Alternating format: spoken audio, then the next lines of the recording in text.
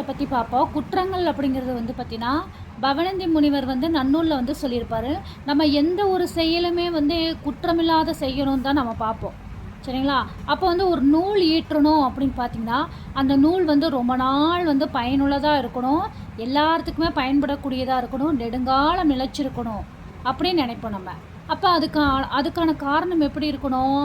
அப்போ அது குற்றம் இல்லாமல், பிழை இல்லாமல், எல்லாரும் படிக்கக்கூடியதாகவும் தவறில்லாமல் இருந்தால் தான் அது எப்படி இருக்குங்க, சலிப்பில்லாமல் வந்து படிக்க முடியும். அப்படிப்பட்ட ஒரு நூலை தான் இப்பவும் சரி எதிர்காலத்திலே விரும்புவாங்க.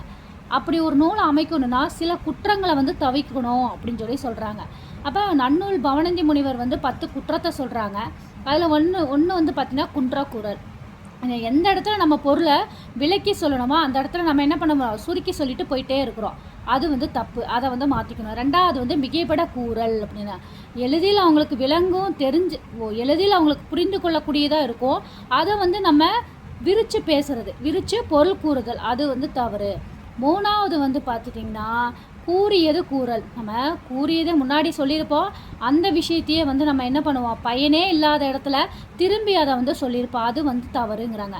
அடுத்தது 4வது அப்படின்னு பார்த்திங்கன்னா மாறுகொலை கூறல். ஒன்றியது நம்ம ஃபஸ்ட்டு சொல்லியிருப்போம், இது கரெக்டு, சரியானது, ஏற்புடையதுன்னு சொல்லியிருப்போம். பின்னர் இல்லைல்லப்பா அது தப்பு அப்படின்னு சொல்லி மறுத்து கூறுறது, அது வந்து ஒன்று. 5வது வந்து பார்த்துட்டிங்கன்னா வலுவூச்சொல் புணத்தல். வலுவூச்சொல்னா என்னதுங்க, குற்றமுடைய சொற்களை சேர்த்தல். நம்மளுக்கு குற்றமுடைய சொற்கள் நம்மளுக்கு தெரியும், அதை வந்து நம்ம என்ன பண்ண நூலில் வந்து சேர்த்தி சொல்கிறது, அது தப்பு. அப்போ வலுவூச்சொல் புணத்தல்னா குற்றமுடைய சொற்களை சேர்த்தி சொல்கிறது, அது தவறுங்கிறாங்க. அடுத்தது மயங்க வைத்தல். மயங்கம்னா என்னதுங்க, மயக்க வர்றது, இதா இல்லை அதா அப்படிங்கிறது. ஒரு பொருளை வந்து தெளிவாக நம்ம சொல்லாமல் இதுக்கு பொருள் இதுவாக இருக்குமா இல்லை அதுவாக இருக்குமா அப்படின்னு சொல்லி படிக்கிறவங்களுக்கு வந்து தடுமாற்ற தரக்கூடியதை வந்து சொல்லக்கூடாதுங்கிறாங்க. அதுதான் மயங்க வைத்தல்.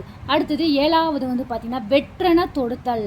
தேவையற்ற செய்திகளை கூறுதல். வெற்றெனத்துல தேவையில்லாமல் வெறுமனை, எதுக்குப்பா வெறுமனை பேசுகிறேன்னு சொல்லுவாங்க, நம்ம கேள்விப்பட்டிருப்போம். அந்த மாதிரி தேவையில்லாத சொற்களை நம்ம அந்த இடத்துல வந்து கூறுறது அப்படிங்கிறது தவறானது அப்படிங்கிறாங்க.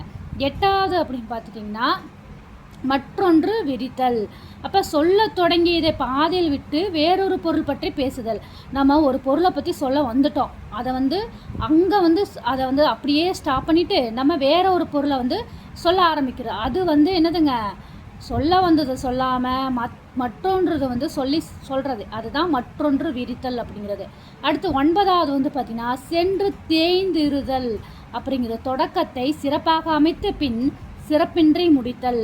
அப்போ சென்றுனா போயிட்டே இருக்கும்போது என்னதுங்க, தேய்ந்துட்டே போகுதுங்க.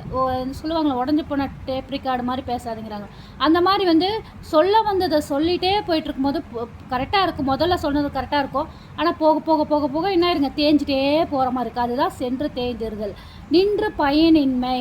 அப்போ சொற்கள் சிறப்பாக அமைத்து பின் சொற்கள் வந்து இருந்தும் எந்தவித பயனும் இல்லாதிருத்தல்.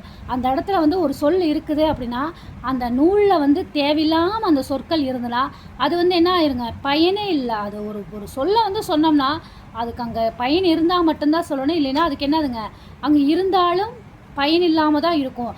இதெல்லாம் வந்து என்று ஈவை ஈரைன் குற்றம் நூற்கே அப்படின்னாங்க.